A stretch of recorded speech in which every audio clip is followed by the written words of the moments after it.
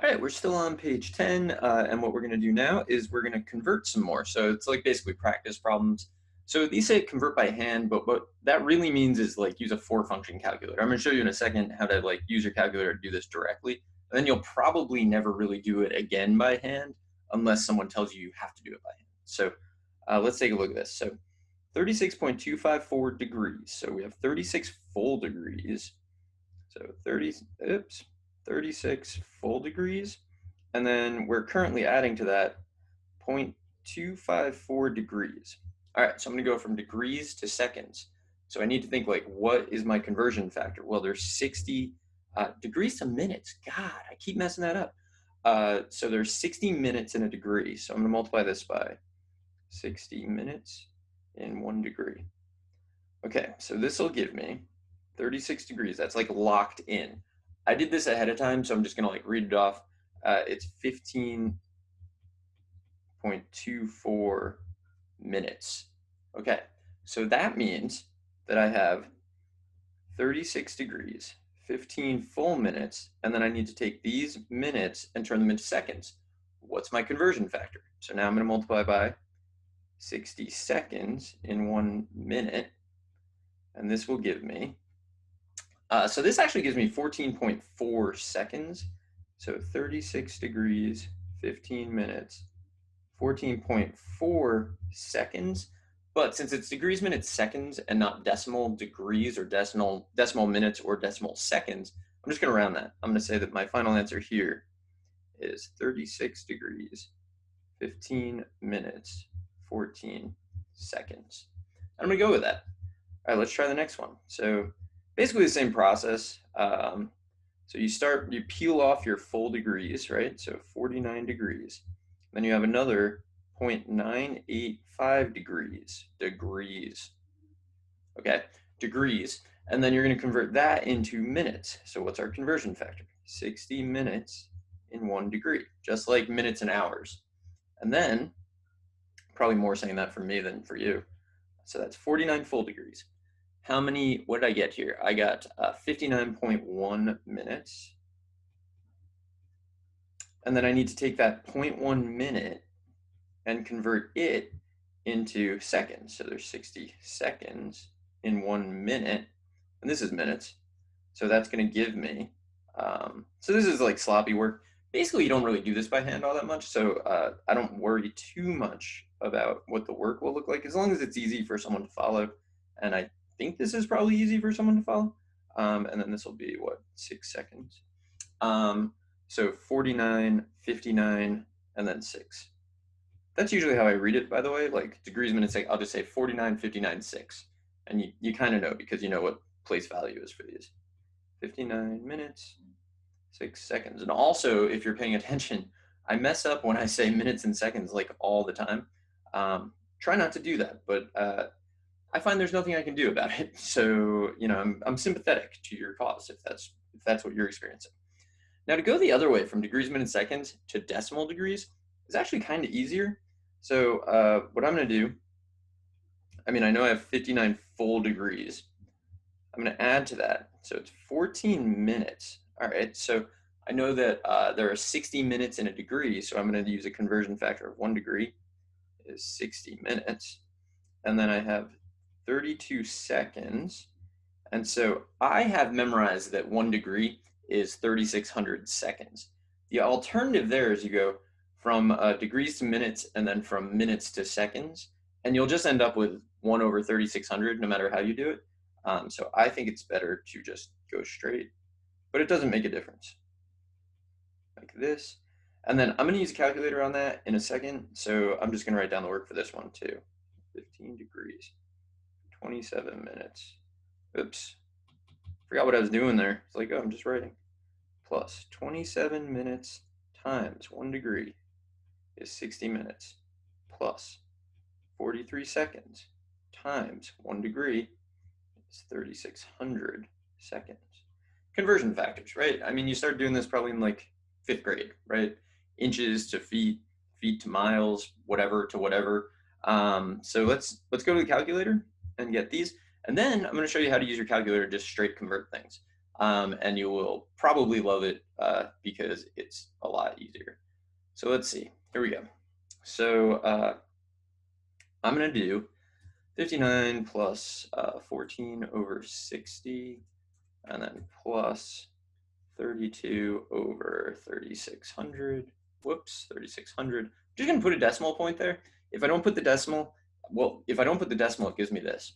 What is that? That's the exact value. It's not really decimal degrees. It's also not really useful. So hit Control Enter or put a decimal.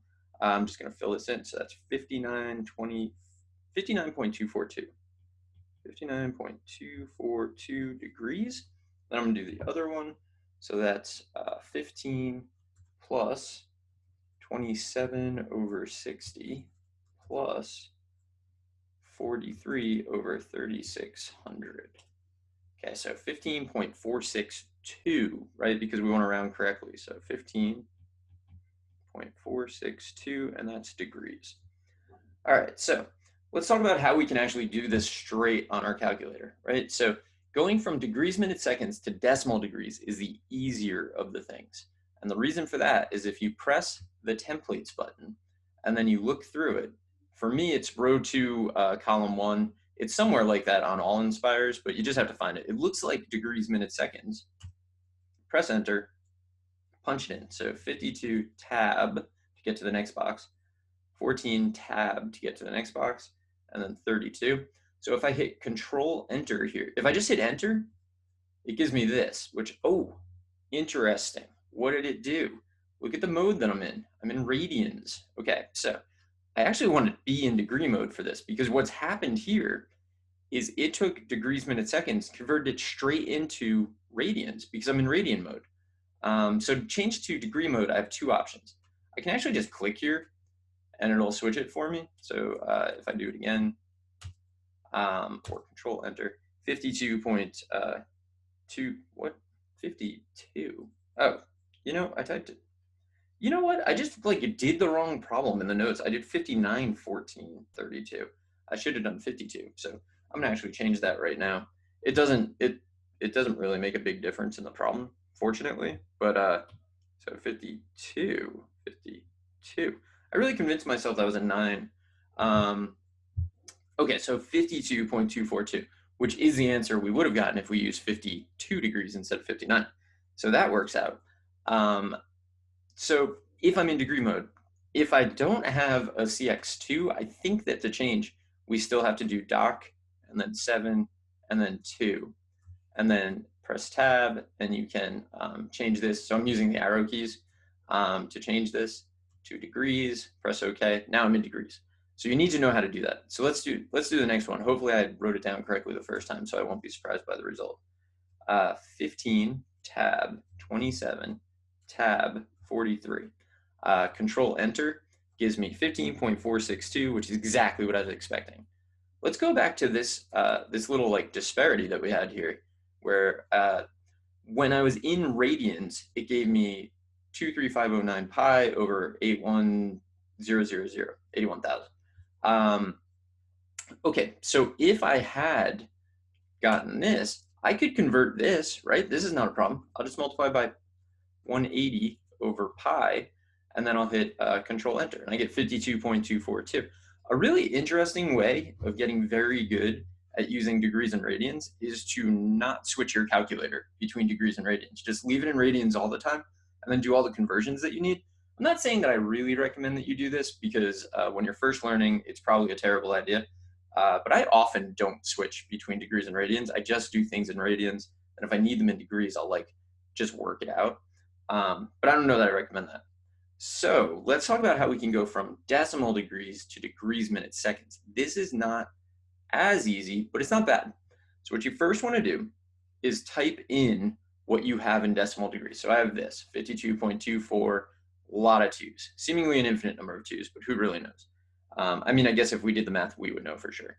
Now what you're going to do is you're going to press the catalog button. So the catalog button should take you to this, and it should look probably like this if you've never been here before. You can press 2, 3, 4. You can see I'm moving through the screens at the top there. So there are tabs, and you just press the number, and it'll jump between them. you can press the letter that you want to jump to. So if I press B, if I press C, if I press D, which is actually what I want, it jumps to the first entry that has that. Then if you just use the arrow key, you can arrow through. So what I'm looking for is to convert to degrees, minutes, seconds. So I'm just going to arrow, there it is. Okay, so it's this little weird triangle thing, which is not super easy to get. And then DMS. I always just use catalog. So I'm going to press enter. So you can see it's telling you, you need an expression, and then it will convert it to degrees, minutes, seconds. So you first have to type in the angle, then you use this. So this, I'll press enter, 52, 14, 32, which is exactly what we had when we finally fixed it. So this will work. So if I do 36.254, okay, so that's in degrees. I know that's in degrees because I'm in degree mode. Then I'm going to press catalog. If you've done it once, it will stay on it. So usually you do this a lot when you're learning this. So basically now the catalog button, if it's set up, is your degrees, minutes, seconds button. And you press enter, you get 36, 15, 14, which is what we got. Okay, so that's like the general idea. Let's see what happens if I'm in radians when I do it. So radians, I'm going to do, let's say that we think that it's like 30.5, right? We're thinking 30.5 degrees, and we're going to try to convert this into degrees, minutes, seconds. Well, you're going to get a weird result. It's not actually weird, but it feels weird. So look at how many degrees that converted it into. The reason that converted it into so many degrees is this is 30.5 radians because I'm in radian mode. If I was in degree mode and I went up and did it again, I would get 30 degrees, which makes total sense because there's definitely 30 degrees, and then 30 minutes, which also makes sense because half of a degree is half of 60 minutes, which is 30 minutes. So you definitely need to know how to go back and forth with these. And the calculator is like just a huge help. So I'm gonna go back to the notes. You can like play around with that, practice, make sure you're good at it, I would say. Make sure it's not, don't ever let technology be the issue between you and solving a problem. Like getting good at using technology is just a matter of practice and knowing what buttons to press. It's not really a mathematical thing. So all right, I'm gonna stop this here. I'll come back in the next video and do a little bit more. So I will see you there.